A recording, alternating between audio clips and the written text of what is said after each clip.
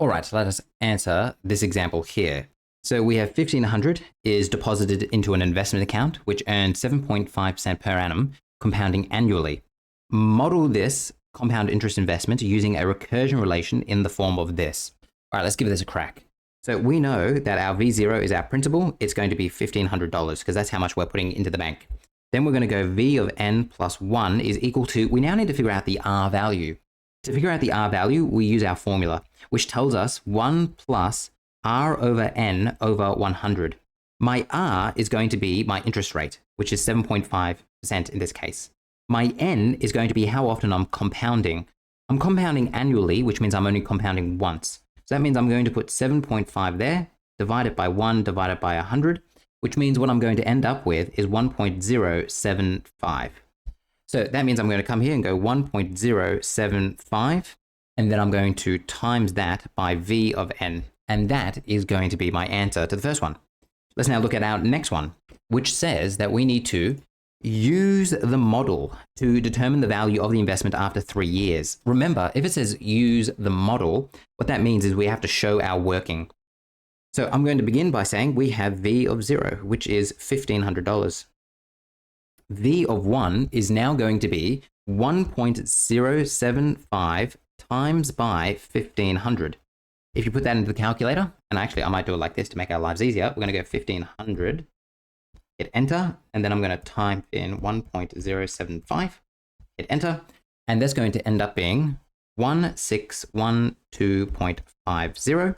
To now figure out V2, what I'm going to do is I'm going to take 161, oh sorry, let me keep the working out the same. I'll go 1.075 times 1612.50.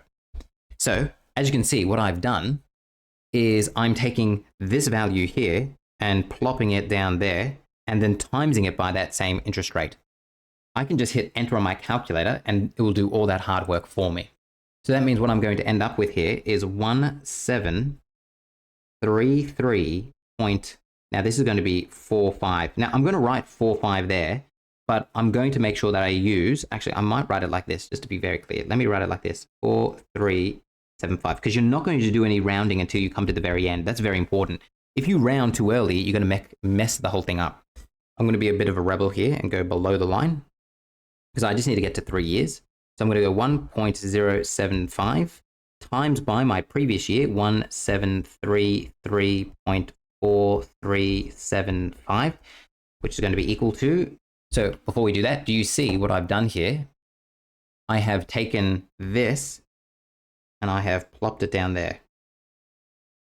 If I come to my CAS calculator, I can just hit enter and I'm going to get this. So it's going to be 1863 point. Now I'm just going to write it like this, 53 dot dot dot. I'll write it unrounded. So that means after 3 years, therefore it's going to be 1863.45 after 3 years. Again, it's really important that you do not round until the very end. Otherwise you will mess it up. That's my final answer there. Shading, shading, shading, shading, shading. All right, perfect.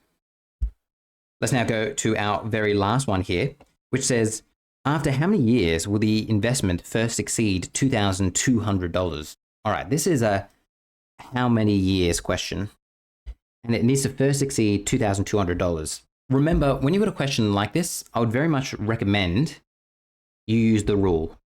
Now, if you're a bit worried about using the rule, instead what you could do, because the number is pretty reasonable here, is you could just keep going. You could say, all right, I've gone 1, 2, 3, 4, 5, 6. Yeah, it's going to be 6 times. If I do it 6 times, I go over that amount. So after 6 years, do you see how I'm there? And there's a perfectly legitimate way to do it. I personally prefer to do it another way using the rule, because can you imagine if this was a much bigger number? You're not going to be sitting there just constantly spamming the enter button until you get there. So it's important that you can use the rule, but sometimes you can get away with not using the rule. If you're going to use the rule, this is what it's going to have to be. Because it's geometric, it's going to have to look like this. 1.075 raised to the power of n times by your initial investment. Then I'm going to set that equal to 2,200. Then I'm going to solve that for n. So I'm going to go menu 31, 1.075, raised to the power, I'm just going to say x here. Then I'm going to times it by 1500. Then I'm going to set that equal to 2200. Then I'm going to solve it for x like this. And it's going to give me 5.29. So n is going to be 5.29. Now you might be thinking to yourself, didn't you just say it's going to be 6? When here it's 5.29, and if you were to round that, it would become 5. This is where you have to be careful. And remember, when we went through the lesson on rules, what I said is what you need to make sure you do if you're not sure whether it's one up or one down is just sub it in. So for instance, if I come here and I put 5 into my x spot there, do you see how I get 2,153? That's not bigger than 2,200. But if I come up here and I change that to a 6, now I will exceed it. If I put a 6 there, now it's going to be 2,314. So therefore, it's going to be 6 years. 6 years? Yeah, 6 years. All right, that is how that works. So remember, you can do it without the rule, with the rule. I always recommend that you can use the rule to answer these questions, because if this is very, very big, then you can't be there all day hitting enter. All right, I'll see you in the next one.